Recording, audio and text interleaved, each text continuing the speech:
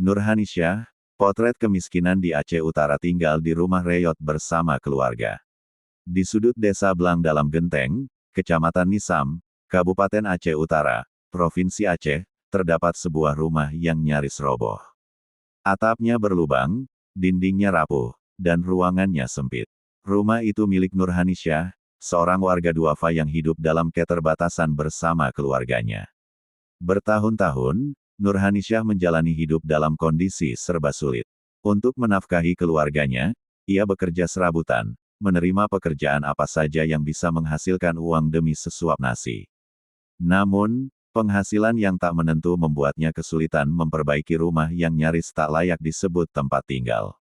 Di rumah reyot itu, hanya ada satu kamar kecil yang digunakan untuk tidur sekaligus menjadi dapur tempat memasak. Saat hujan turun, air merembes dari atap yang sudah lapuk, membasahi lantai dan membuat keluarganya terpaksa bertahan dalam dingin.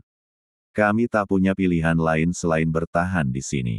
Setiap malam, kami tidur dengan rasa was-was, takut rumah ini roboh, ujar Nurhanisyah dengan mata berkaca-kaca.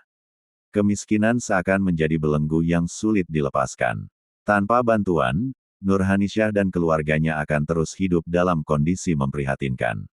Saat ini, harapan terbesar mereka adalah uluran tangan dari para dermawan, pemerintah, dan pihak terkait agar bisa memiliki rumah yang lebih layak untuk berteduh.